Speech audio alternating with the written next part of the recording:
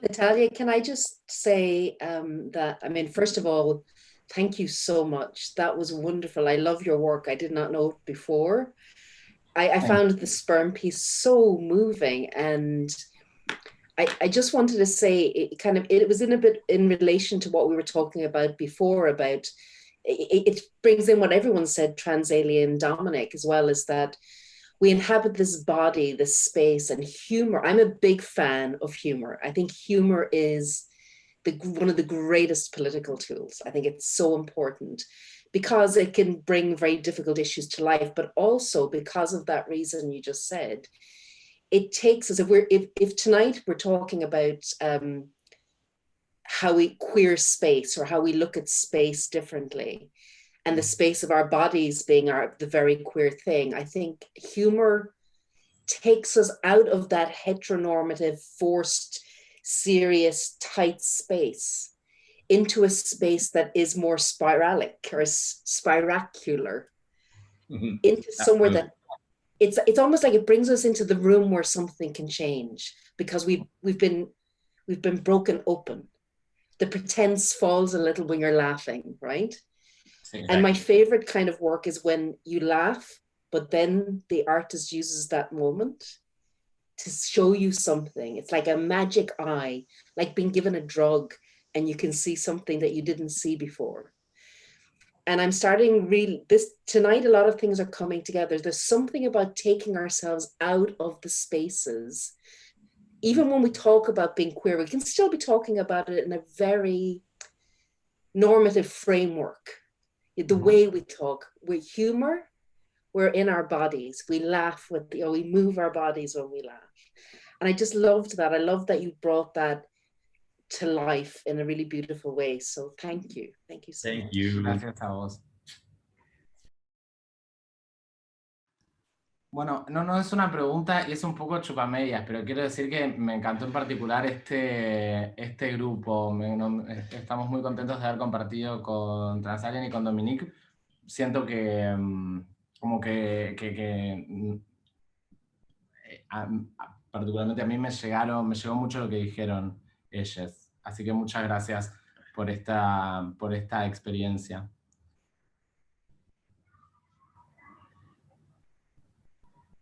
Gracias, Lauti.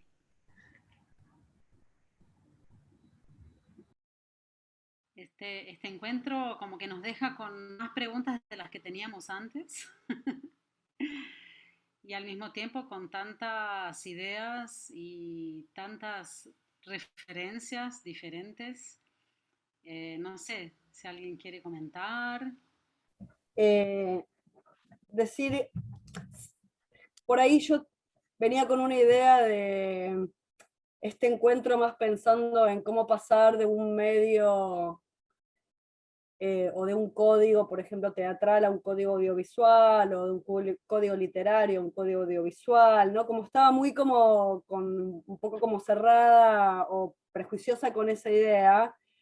Entonces me encantó lo que trajeron Lolo y Lauti, sobre todo pensando en esto de los cuerpos mediados y llevados como a otros, no sé, como o soportes, o no sé, esto del espermatozoide, ¿no?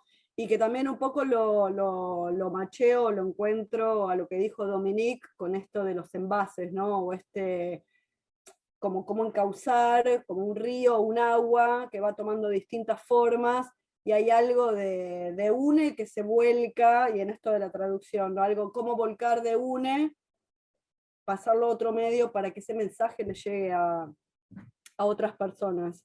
Y vuelvo a pensar que igual, y también como siendo este el último encuentro, ¿no? de estas conversaciones que estamos teniendo, y cómo el arte funciona como el gran traductor, pienso yo, ¿no? Con eso casi inexplicable que tiene el arte, que es esa gracia para transmitir emociones y sensaciones. Cuando la palabra no alcanza, viene entonces una imagen, o un olor, o una música. Me parece que es en definitiva el mejor envase que vamos encontrando para pasar un mensaje de una comunidad a otra, de un pueblo a otro, de una persona a otra. Y que también todo lo que une pone de une cuando no entiende o no termina de entender ese mensaje que llega, ¿no? Porque está une ahí todo el tiempo, y ahí voy a lo que dice Dominique, cuál es la frontera, ¿cómo era? El último umbral de la libertad. Y entonces es como un poco volver a une, pero es inevitable y uno está ahí todo el tiempo, es lo que media es une, ¿no? Como enamorarse, vos te enamorás y todo lo que no conoces y lo que no entendés de la otra persona lo llenás con lo que hay de vos y tu expectativa, qué sé yo. Bueno, no sé, comparto ideas y así en esto que habíamos quedado de hacer una conversación sin resultados, mesurables, no sé. Te amo, Liz, te extraño. Natalia, I mean, I would be interested in, just because Dominic didn't speak in Haitians to meditate on their environment around them and how they physically interact. Do you want to just talk a little bit about that kind of digital translation and what that's like, what you've discovered in the process of doing it that might be interesting to others doing that? Yeah, of course. Yeah, I think what I've learned in a previous piece that I worked on with Ruth called Quartered, it was about that intersection of making the private public in a very urban environment. So when you walk through a city, what decisions do you have to make about how you act and where you act and all that kind of, all the power dynamics that go behind that. And this one is more about the natural world. So what I've tried to do is to learn from the natural world. So I've asked a lot of badgers what they think, and I've been talking to some birds about how they feel about things. But it is very much about trying to create a space where you can have a very porous relationship with the natural world. So I've kind of based it on the idea of a circle. Obviously, I'm very much in favor of spirals, but this one does involve a circle. And it's about giving every circle and every quarter of that circle a different attribute. So north, south, east, and west, but also fire, earth, water, air, autumn, summer, winter, and spring is the last one. So it is kind of trying to look at them from a queer perspective and how they relate to our experience of living in a world where we don't have the option of running away to a different country for 2 weeks every year to live our lives and to be the person we want to be in that temporal environment. So it's kind of looking at all of that through a queer perspective. And again, looking at that intersection of where the private becomes something that can be more communal. Like, what are the personal thoughts that you can have? If you put them out there, somebody else would be like, yes, I agree. I can never see myself in a yacht either. I think I'll always be on a catamaran or a dinghy. So it's all that kind of those small, very human things that sound like very little until you hear them out loud from somebody else and you think, oh, flip, yes, that's exactly something like what I feel as well. So it is, and it's trying to create something that is non-verbal in a way. So I'm working with a musician to create space within the piece for people who encounter it to interact with it in a different way, to put their emotions into it, not have it be a one-way conversation, but have it be a conversational piece that has space for people to project themselves onto as well.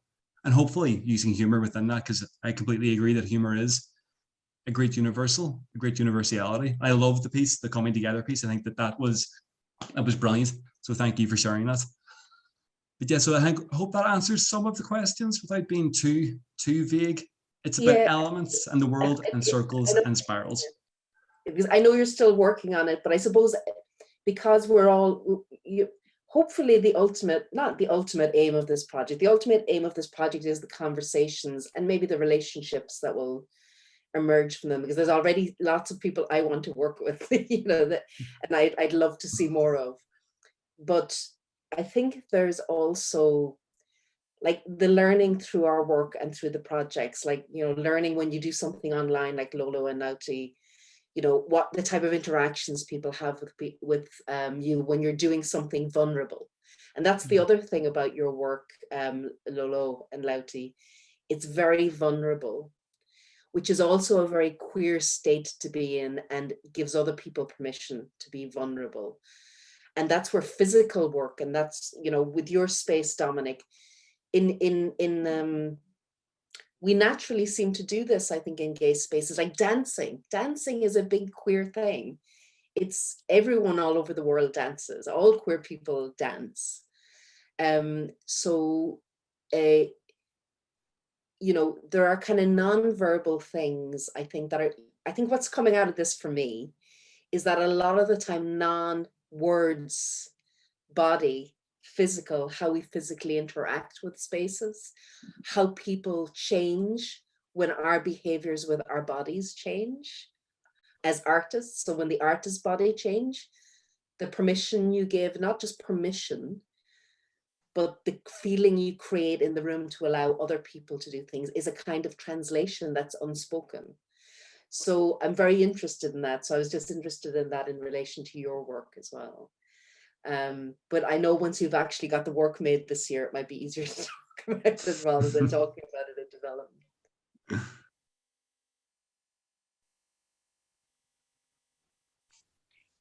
Dominic, it's there's Celia here is asking where we can find your work online.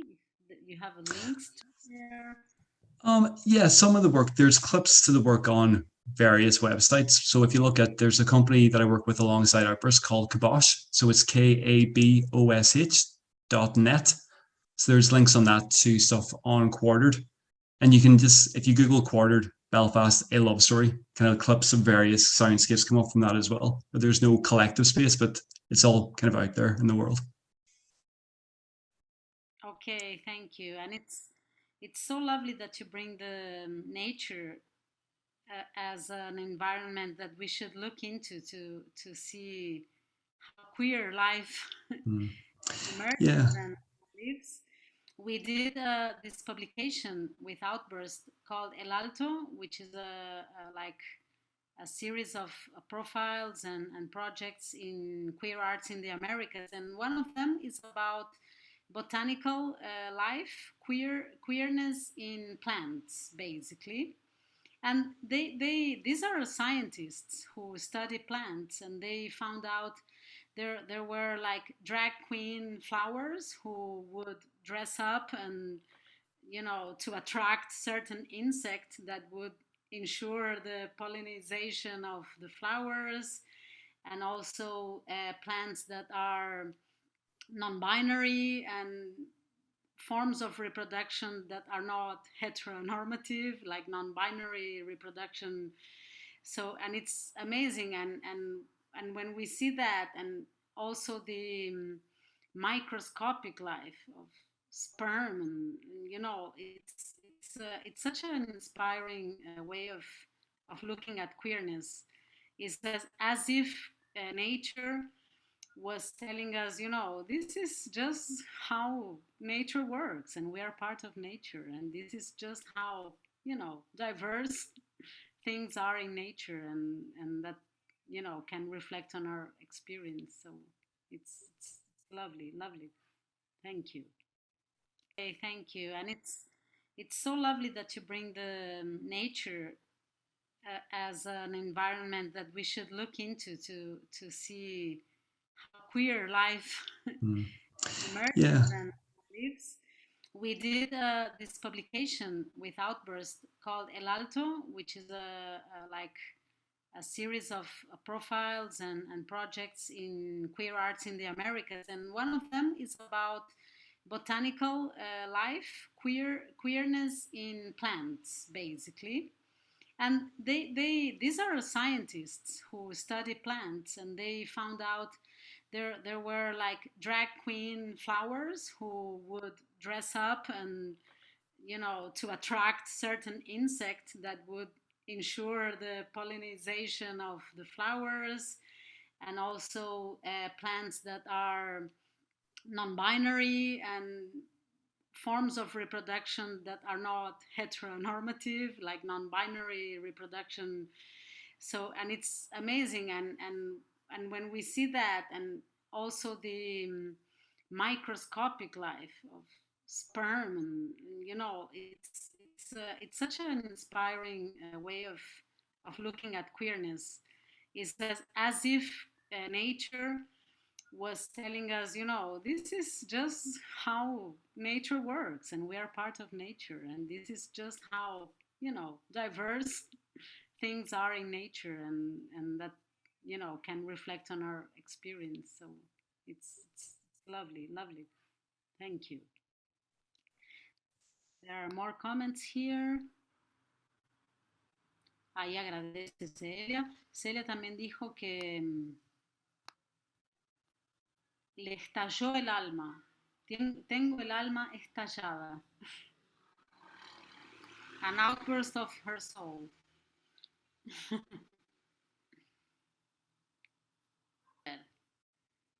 Ese Montenegro. Creo que fueron 3 encuentros muy movilizadores que necesariamente nos llevan a repensar muchas de nuestras existencias prácticas. Hoy no tengo preguntas, solo agradecerles a los organizadores por brindarnos este espacio y gracias a los provocadores de hoy, un placer escucharles y conocer sus trabajos. Natalia, in the few minutes we have left, if nobody has any further questions or comments, but please feel free to do that if you have more questions, and we have another few minutes. Let's reflect for a moment, what next on the project? I'd be obviously we'll meet, the organizers of the project will meet to discuss a little more some of the thoughts that have come up in the course of the discussions for the last 3 weeks, because we do want next steps of maybe asking artists to maybe start thinking about responding in some ways to maybe make a collaborative piece across the 3 festivals. So as I said, that's not the end goal. If that doesn't happen, that's fine. Some connections might happen, but that's what we're planning to do. Here we are sharing this immense beauty across the world. And, you know, we like the one thing we cannot let the pandemic do is stop us from creating a world revolution of thought and thinking and keeping connected with each other to make that spiral like change, that shift. We're in a time that needs just a push and a shift. So I see this work that we're doing is part of that work. It's part of that revolutionary thinking and pushing the thinking. So I think that's not too much of an exaggeration to say is the aim, Natalia. No, it's not that exaggeration. Bueno, entonces es eso, como decía Ruth, esta es una etapa de conversaciones. Ahora vamos a empezar a reflexionar sobre todo esto que pasó y también a juntar estos contactos y estas personas y referentes que este encuentro nos proporcionó, y vamos a empezar a hacer ahora nuestros ejercicios de imaginación de qué podría ser una obra que refleje estas ideas y estos temas que surgieron. Entonces esa es la próxima etapa y vamos a publicar una revista digital coordinada por Liliana Viola, que está aquí hoy, así que ya aprovecho para agradecerle que está capturando el contenido de estos encuentros para generar esa publicación. También están nuestros arquitectos, Analía y Ronaldo, de Brasil y Argentina, que nos van a ayudar en estos ejercicios de imaginación. Y bueno, y queda esta red que se fue construyendo y que se va afianzando gracias a estos festivales y a nuestros encuentros y a estos aportes. Y seguimos adelante. Yo quiero agradecer a todas las personas que hacen posible, que hicimos posible, a mí también me agradezco, al British también por poner la plata para poder hacer esto. La verdad que los 3 encuentros fueron súper distintos y súper interesantes y movilizadores los 3.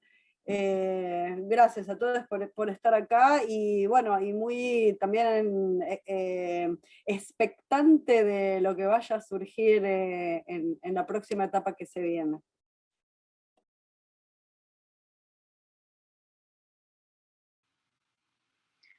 Bueno, muchas gracias traductoras, gracias Adi, gracias Ruth, gracias Lisa, Viole, Lolo y Lauti, Dominique, Transalien. El proyecto sigue y quedamos en contacto. Y gracias a Vircano, acá Amanda también. a Frank Bus, que también está aquí hoy. Y quedamos en contacto y nos hablamos. Y vamos a ver qué pasa con todo esto, qué se genera. Yo estoy muy entusiasmada y creo que se va a generar algo lindo. Así que bueno, les mando buenas noches. Acá manda Liliana Viola, gracias a todos. Y un beso grande. Cuídense, trátense bien, descansen.